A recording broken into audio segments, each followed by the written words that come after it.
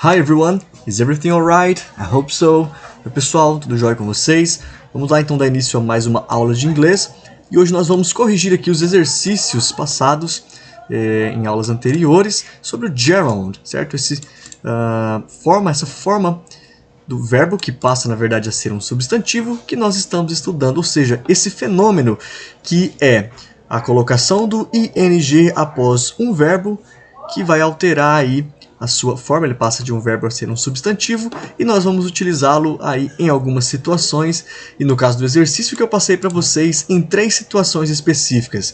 A primeira delas após alguns verbos, a segunda aqui após, ou melhor, como sujeito, ou seja, no início de frases, e a terceira forma após algumas expressões como por exemplo can't stand, can't help, e outras mais, beleza? Então na primeira situação nós temos aqui, number 1, make phrases with gerund.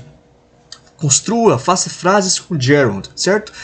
What do you dislike doing? Aqui perguntava o que você não gosta, dislike doing, não gosta de fazer. Eu dei um exemplo, I dislike playing basketball. Eu não gosto de jogar basquetebol. Galera, eu vou corrigir aqui e se porventura vocês cometeram algum erro aí na atividade de vocês, vocês corrijam, tá? Não necessariamente que vocês precisam copiar as mesmas frases que eu construí aqui, mas a ideia em si vocês têm que ter em mente, tá? Ou melhor, a estrutura de como usar o gerund tem que estar correta nas frases de vocês. Então, esse foi o meu exemplo. Letter B, what do you prefer doing? Nesse caso, o que você prefere fazer? Certo?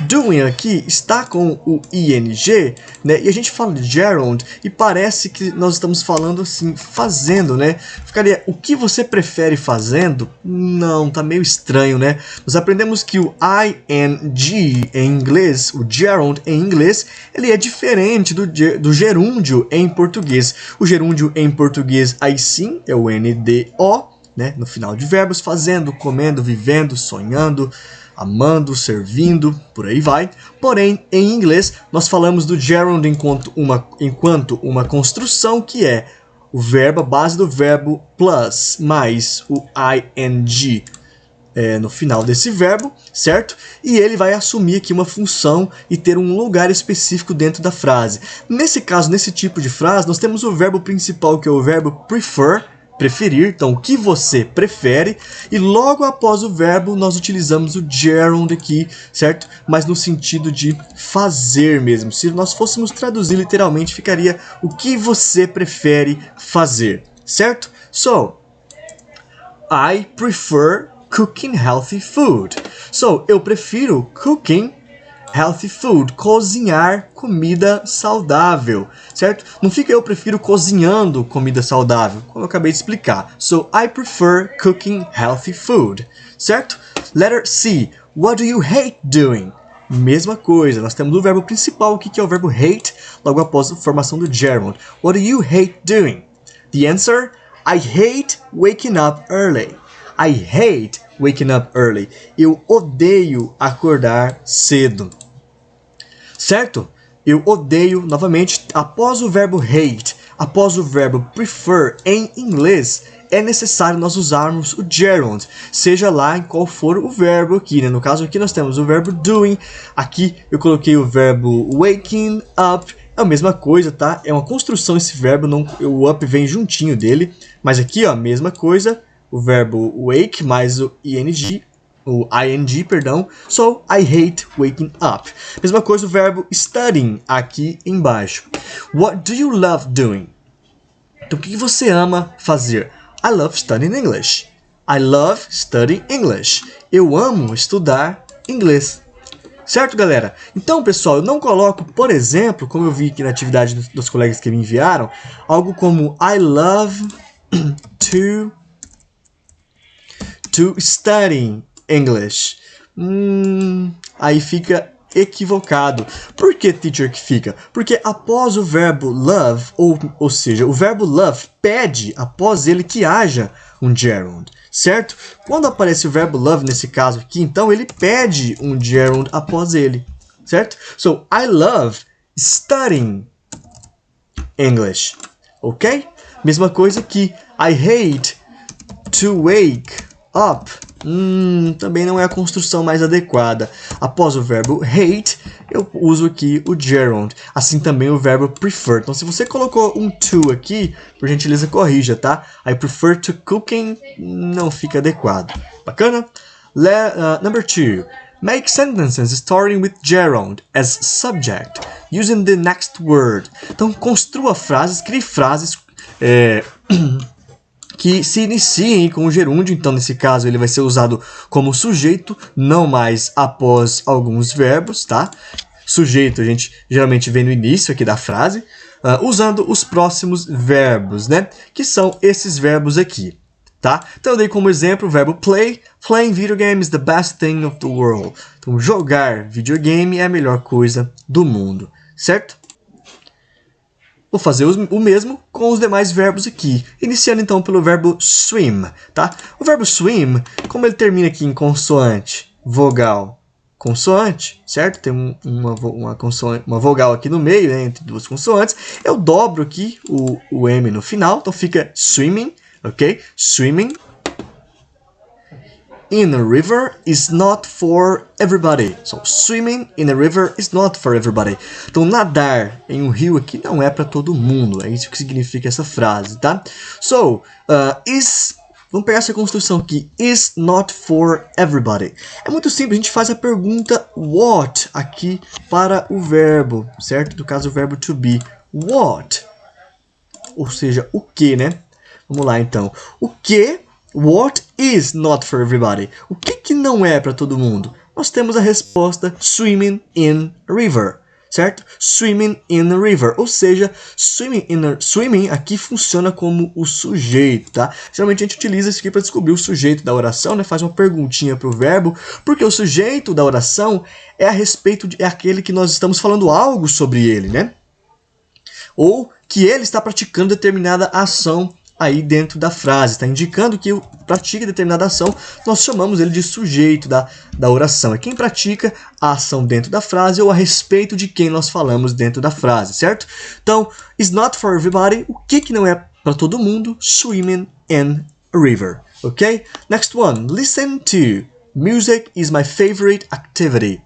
Listen to music is my favorite activity. Então, ouvir música é a minha atividade favorita. O verbo listening, apesar de que eu ter colocado só listen, ele pede o to após ele, tá? So, listen to, fica listening to. Listening to music is my favorite activity. Novamente, what is my favorite activity? Listen to music. Então, qual que é a minha atividade favorita? Ouvir música. Portanto, aqui nós temos o verbo que seria listen, certo? Utilizado como um sujeito, ou seja, no início da frase.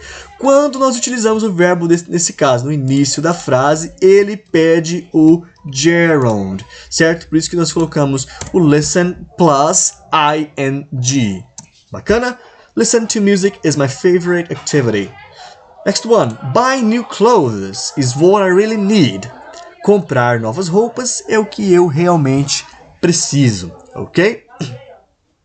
Então, se você colocou algo como to buying new clothes ou mesmo to buy new clothes, tá? Por gentileza, corrija aí a construção, no caso aqui, mais adequada, né? Nós não utilizamos o to aqui. Nesse caso, não, tá, pessoal? Quer ver? Deixa eu mostrar um exemplo aqui de como que a gente utilizaria o to, por exemplo, nessa construção. To buy new clothes is, vamos ver aqui, necessary money. Money, ok? Não é money a pronúncia, money. Vamos lá. To buy new clothes is necessary money. Aqui eu tô passando uma orientação que para comprar novas roupas é necessário dinheiro. Certo? Eu não estou falando como nessa construção aqui, comprar novas roupas é o que eu realmente preciso. Não, eu estou dando aqui uma espécie de instrução que para comprar to buy new clothes, eu vou precisar aí de dinheiro, certo? Então, mas isso aqui é outro assunto para outro momento, só para mostrar para vocês a diferença, tá? Então, quando eu quero começar aqui a frase, né? Como aqui, por exemplo, comprar traduzindo, né? Novas roupas e por aí vai. Nesse caso, eu utilizo Gerund aqui como sujeito, no caso, o verbo buy plus ing no início da frase, traduzindo comprar novas roupas is what I really need. É o que eu realmente preciso. Vamos avançar então, mesma coisa com o verbo go. Going anywhere is freedom. Ir a qualquer lugar é liberdade. Mesma coisa com o verbo smoking. Smoking is definitely bad for your health. Né? Fumar é definitivamente ruim para sua saúde, certo? Doing great things, that's the point. Fazer grandes coisas, esse é o ponto, essa é a questão, certo? Eating at the party, that's my goal. Eating at the party, that's my goal. Eating, né? Geralmente a gente relaciona aqui a algo em movimento, estou comendo, né? Mas, novamente, como sujeito da frase, eu traduzo ele como comer. Comer na festa. Esse é o meu objetivo, né? Uma frase aí que a mulherada gosta. Enfim, eating at the party, that's my going. Pessoal, eu utilizo aqui, por exemplo, na frase I'm eating, vou pegar aqui que a gente escreveu no começo. Healthy food. I'm eating healthy food. Eu estou comendo comida saudável. Vou até trocar a letra aqui para não nos confundir. Vamos lá. I'm eating healthy food. Teacher, por que nesse caso eu tenho eating aqui? E nesse caso não é chamado de gerund em inglês. Porque, pessoal, nos tempos contínuos, por exemplo, aqui eu tenho um present continuous, ou seja, nesse exato momento eu estou comendo, é uma ação que vai demandar um certo tempo para eu encerrar ela, e ela está acontecendo no presente momento, ou seja, eu iniciei, né, eu comecei a comer algo e eu estou comendo esse algo, isso vai me levar um certo tempo, um tempo contínuo, a gente chama present continuous. I'm eating healthy food. Nesse caso aqui, o eating é chamado de present participle. Isso, present participle. E não gerund, ok? Gerund é usado em momento diferente. Eu vou dar um outro exemplo aqui do present participle sendo usado. Quando eu digo, por exemplo, she is a working woman. Certo? She's a working woman. Perceba que eu também tenho a construção do verbo mais o ing, assim como em eating. Mas qual que é a diferença, então, do que nós estamos fazendo aqui para essas duas frases? Bom, essa frase, ela está no, como eu disse, no present continuous, certo? Já essa frase aqui, nós dizemos que working woman, a palavra working aqui, ela é utilizada como adjective. Isso. Ela é usada como um adjetivo. Working woman, uma mulher trabalhadeira. Então, observem que no present continuous ou nos tempos contínuos e para utilizar uma palavra como adjetivo, eu faço uso do present participle. Certo? Essa é a função do present participle aqui em inglês. Tudo que fugir a essas duas situações aqui, nós voltamos à ideia do gerund, que é utilizar aqui, né, o verbo mais o ing no início de frases, ou o verbo mais o ing após alguns verbos, ou também no próximo exemplo que a gente vai ver após algumas estruturas, algumas expressões da língua. Tá bem? Então, nesse caso, tempo contínuo, adjetivo, eu estou falando do present participle. Vou apagar aqui e vou continuar. Cooking healthy food is necessary. Então, cozinhar comida saudável é necessário. Making a documentary film is an adventure. Fazer um documentário é uma aventura. Finding a purpose is good for a life. Encontrar um propósito é bom para a sua vida. Certo, galera? Então, vamos aqui para a nossa terceira situação em que nós utilizamos o gerund. Number 3. Answer the questions with two answers. Era para vocês responderem cada uma aqui com duas respostas, tá? Eu vou responder apenas com uma. Se vocês sentirem a necessidade de corrigir de vocês, então vocês podem estar refazendo aí com as duas frases. Ou se preferir copiar até que eu coloquei aqui, no problem, ok? Então vamos lá. Primeira frase aqui. I can't stand crying anymore. Não aguento mais chorar. E eu fiz a pergunta para vocês. What are some of things you can't stand doing? No caso de vocês, o que vocês não aguentam mais fazer, né? No caso, nós temos aqui uma construção, uma expressão que é fixa, tá? Em língua inglesa. Vou deixar a laranjinha mesmo. Isso aqui é fixo, tá? I can't stand, you can't stand, they can't stand, we can't stand, por aí vai. E essa construção significa eu não aguento mais. I can't stand, eu não aguento mais. You can't stand, você não aguenta mais. They can't stand, eles não aguentam mais alguma coisa, certo? E em inglês, nós vimos que após essas algumas expressões como can't stand, can't help,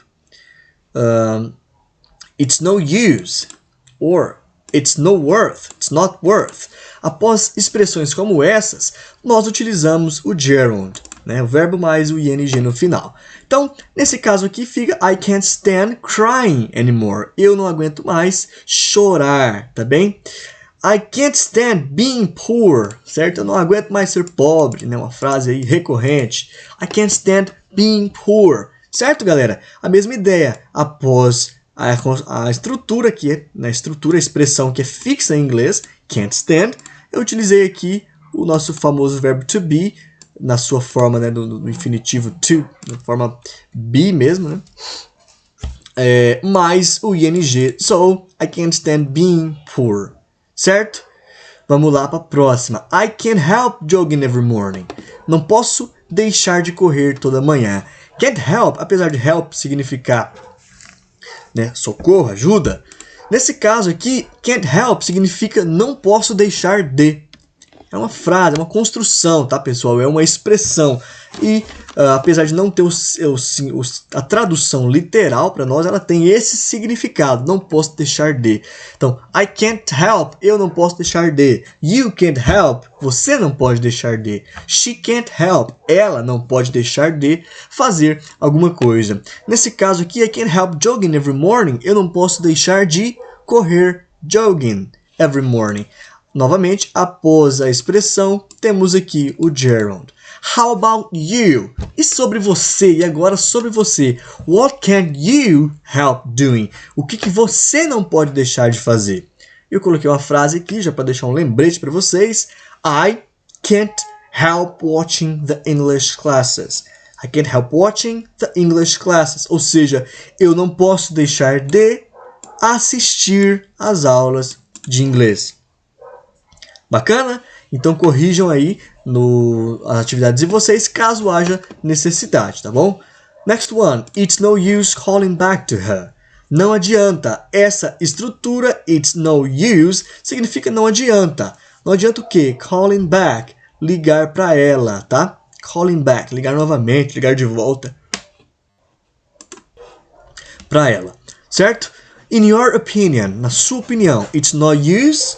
Não adianta o quê? Eu coloquei aqui, it's not use stopping in the middle of the way. Né? Não adianta parar no meio do caminho, certo? Na verdade, aqui seria assim, não é separado, tá, pessoal? É porque eu coloquei 3 pontos para vocês construírem a frase abaixo, mas nós utilizaríamos tudo junto aqui, tá? Assim, por exemplo. Vamos deixar verdinho aqui. Ó. In your opinion, it's no use stopping in the middle of the way. Né?